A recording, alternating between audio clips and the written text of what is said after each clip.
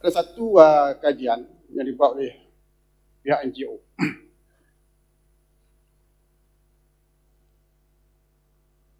Sektor pertanian padi di negara kita ni berada di tahap yang belum kukuh. Pengeluaran padi negara pada tahun 2023 direkodkan sekitar 2.175 tan metrik.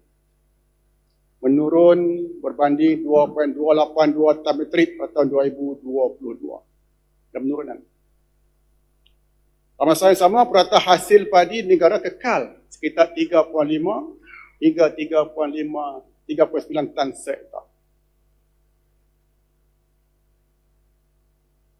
Sebenarnya kawasan jelapang berpotensi menghasilkan antara 5 hingga 7 tan padi sehektar. Sekiranya pesawah memperoleh sokongan yang mencukupi, ekosistem yang lebih adil, serta kos input, kos pengeluaran yang munasabah. Deriti di peringkat sawah jauh lebih menekan daripada yang sering digambarkan. Kos mengusahakan sawah kini dilaporkan di kajian mencecah sekitar RM5,500 sehektar. Daripada benih sampai mengerat.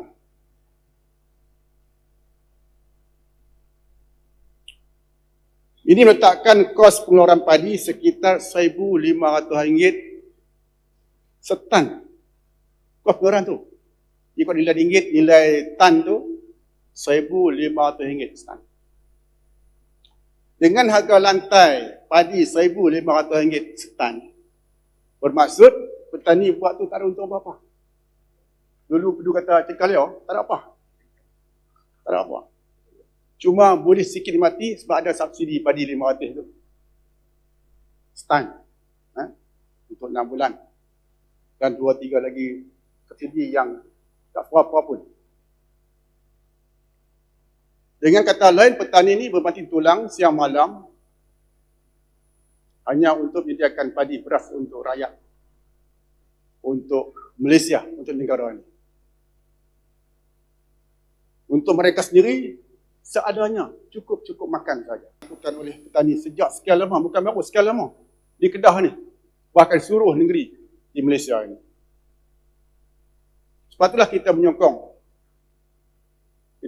penuh titah Bahru Yang Mahu supaya Kerajaan Persekutuan mempertimbangkan perkembangan yang dilakukan oleh petani termasuk negeri sendiri yang membutuhkan 220,000 hektar kurang lebih tanah dikezakan sebagai kawasan pengeluaran padi dengan mempertimbangkan kepada tuntutan pampasan yang kita bukakan sejak sekian lama, beberapa tahun lepas. Sebanyak 200 juta kepada Kerajaan Persekutuan diberikan kepada kerajaan negeri supaya kita boleh gunalah duit itu untuk bantu sikit banyak petani kita di bawah sana untuk mereka menikmati sikit banyak hasil daripada kerajaan negeri melalui Persekutuan untuk menampung keperluan kehidupan mereka pada sehari-hari. Walaupun Pelan Malaysia ada buat cadangan kiraan pempasan sebanyak 41 juta ke Pelan Malaysia menggunakan kaedah tertentu. Tapi kita yakin dan percaya jika kaedah itu dilihat semula, angka 200 juta bukanlah satu perkara yang besar. Sebenarnya tanah kita yang 220,000 hektar itu jika dikonvert kepada tanah komersial, cukainya lebih 1.7 bilion setahun.